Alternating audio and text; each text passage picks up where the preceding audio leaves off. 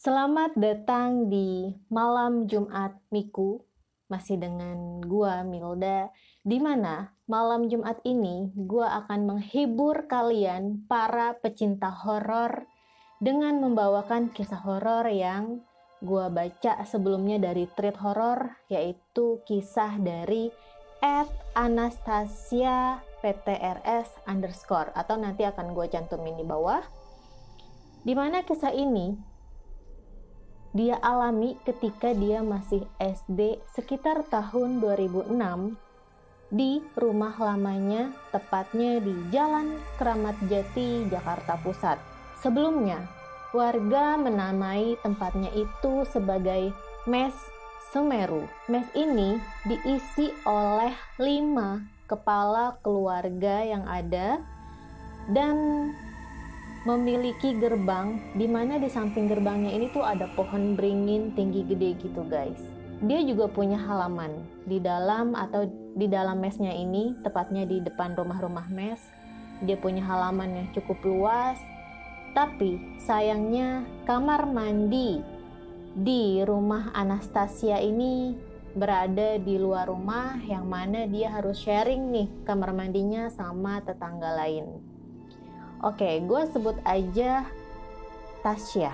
Kisah berawal dari Tasya yang ingin mandi sekitar jam 5 subuh, dimana ketika dia masuk kamar mandi, pintunya ini hanya dia tutup, tidak dia kunci.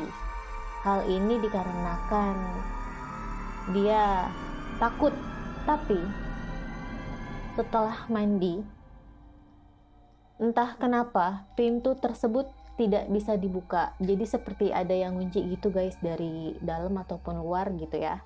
Selagi Tasya mencoba mencari cara untuk membuka pintu kamar mandi tersebut, dirinya ini merasa diperhatikan dari belakang. Ternyata ketika Tasya membalikkan badan ke arah belakang, muncul sosok wanita dengan muka ditutupi rambut, atau sebut saja kuntilanak, sedang memperhatikan Tasya di samping bak mandi. Hal ini membuat Tasya kaget. Akhirnya dia panik dan berteriak minta tolong sekeras mungkin, tapi tidak ada warga yang mendengar. Sampai Tasya pun menendang-nendang pintu kamar mandi. Hingga pada akhirnya muncul ayah Tasya yang mendobrak pintu kamar mandi. Di sini ayahnya Tasya lumayan terkejut dan bertanya, "Kenapa?" Karena sudah hampir 1 jam Tasya tidak keluar kamar mandi. Tapi hal ini Tasya rahasiakan kepada orang tuanya. Ia hanya beralasan bahwa matanya terkena sabun. Wah, gila ya guys. Belum apa-apa loh, ini udah langsung ditampakin kayak gitu. Dan paginya nih Tasya udah langsung lanjut sekolah seperti biasa.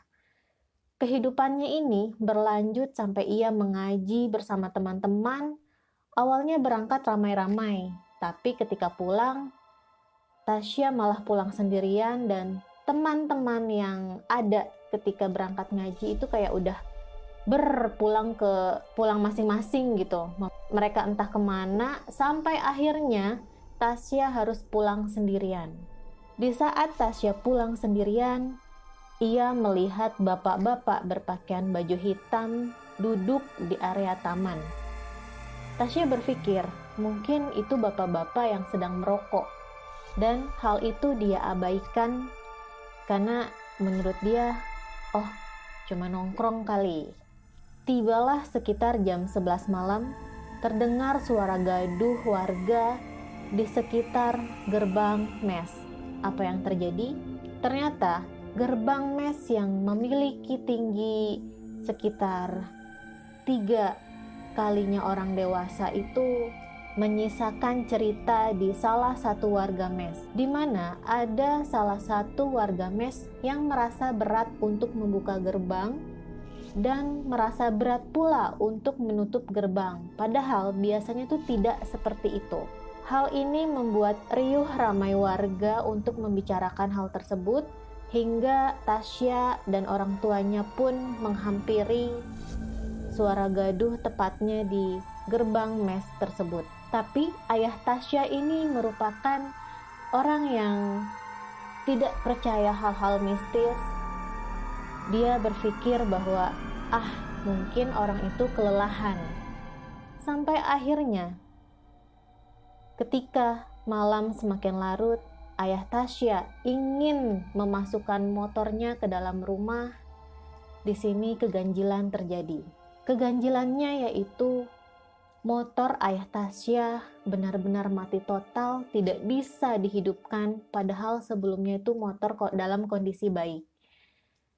Dan bensin pun ada gitu, full, tapi kenapa motor tiba-tiba mati? Ketika sedang mengecek mesin motor, terdengar dari atas suara cekikikan ketawa kuntilanak. Sontak ayah Tasya ini kaget dan melihat ke atas. Ternyata ada kuntilanak terbang sambil ketawa dengan wajah senyum menyeringai menertawakan ayah Tasya. Disinilah ayah Tasya yang tadinya tidak percaya hal-hal gaib atau hal-hal mistis, langsung saat itu juga ia percaya akan hal gaib tersebut. Ya gimana nggak percaya ngelihat kuntilanak langsung terbang di atas kepala gitu kan? Wah gila sih. Cerita berlanjut beberapa hari kemudian, ketika Tasya dan temannya, sebut saja Farel, ini nama samaran, sedang bermain di halaman mes sekitar jam 5 sore menuju maghrib. Tasya nih melihat ada tukang es krim lewat gitu di depan gerbang. Karena tukang dagang tidak boleh masuk mes, mau tidak mau Tasya harus menghampiri tukang es krim tersebut yang berada di luar pintu gerbang mes. Setelah kembali dari pulang dia jajan es, lagi-lagi Tasya melihat sosok bapak-bapak yang berpakaian hitam. Dia duduk di taman di sekitar mes, tapi Tasya hanya berdiri terpaku melihat bapak-bapak tersebut. Kenapa Tasya berdiri terpaku? Karena feelingnya itu udah gak enak guys. Tapi ternyata nih temennya Farel, masih polos kali ya, bocil polos, malah mengajak berbicara bapak-bapak tersebut. Ternyata bapak-bapak tersebut tinggal di gang sebelah, tepatnya di Gang Sentiong. Dan bapak-bapak tersebut berpesan kepada Farel. Dia bilang, hati-hati sama gerbang mes kalian. Wah, ada apa di gerbang mes nih? Akhirnya karena mendengar pesan tersebut, Tasya dan Farel pun merasa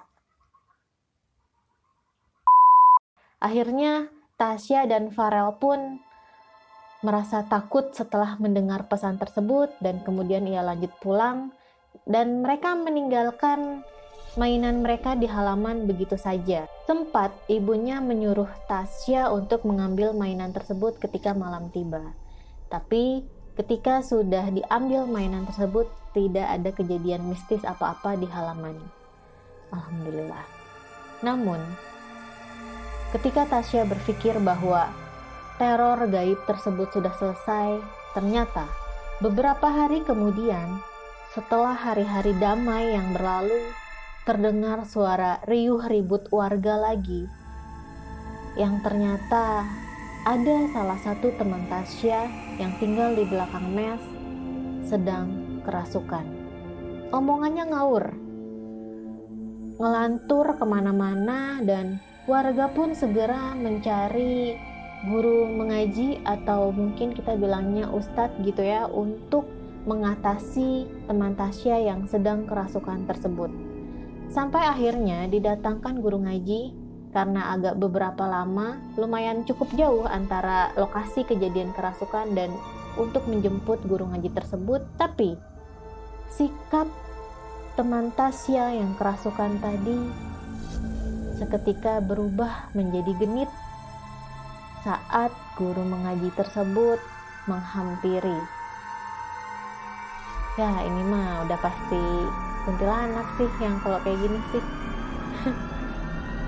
Namun setelah keadaan normal nih guys, Tasya dan orang tuanya kembali pulang dan Tasya pun siap-siap berangkat mengaji.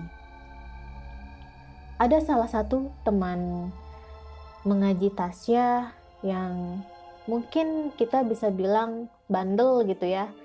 Dia berkata kasar, berkata jorok dalam candaannya. Sudah diingatkan oleh Tasya dan teman-teman agar tidak bercanda dengan bahasa-bahasa seperti itu, tapi anak ini tetap bandel gitu ya. Ya namanya bocil ya, dibilangin tuh pasti makin jadi. Sampai akhirnya si anak ini bermain di belakang masjid dan dia melihat keranda, di mana di dalam keranda tersebut ada sosok, gue nggak mau sebutin sih, pokoknya poci lah ya intinya. Karena kalau udah berurusan sama poci tuh aduh males banget.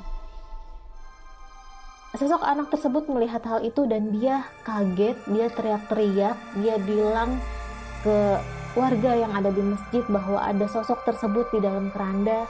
Warga pun sebagian mengecek apakah benar dan sebagian menenangkan anak tersebut. Dan yang pasti, anak ini pun mendapat ceramah 2 kali lipat dari teman-temannya dan warga yang ada. Pastilah udah dibilangin kan, jangan ngomong kasar, jangan bandel lah pokoknya. Akhirnya kena batunya. Tapi dari kejadian tersebut, kedepannya tidak ada lagi teror-teror yang mengganggu warga Mes Semeru. Dari cerita ini, bisa kita simpulkan bahwa hal gaib itu memang ada. Adapun yang percaya bahwa tidak ada hal-hal seperti itu ya silahkan. Mungkin kalian akan percaya ketika kalian sudah mengalami. Tapi dari cerita ini gue menggarisbawahi yang anak kecil tadi. Kalau misalnya sudah dinasihati jangan bercanda dengan omongan kasar atau omongan jorok, pasti ada aja ketulahnya. Itu real story guys, karena nggak di mana-mana tuh pasti kayak gitu. Jangankan di lingkungan rumah, di gunung pun apalagi. Kita tetap harus menjaga omongan, etika, dan lain sebagainya. Adapun jika kita mengalami gangguan-gangguan dari makhluk gaib tersebut, ada baiknya meminta pertolongan kepada Allah Subhanahu wa Ta'ala, dan juga jangan lupa berdoa. Sekian cerita horor yang bisa gue bawain untuk menemani malam Jumat kalian. Tetap tungguin segmen Malam Jumat Miku untuk menemani malam Jumat kalian dengan nuansa-nuansa horor. Kalau kalian suka video ini, silahkan like, subscribe, dan komen. Juga kalian bisa share kemanapun. Dan jangan lupa tetap dukung konten kreator lokal. Dari gue sampai sini aja, kurang lebihnya mohon maaf. Assalamualaikum warahmatullahi wabarakatuh. Kita tetap harus menjaga omongan, etika. Suara apa sih itu?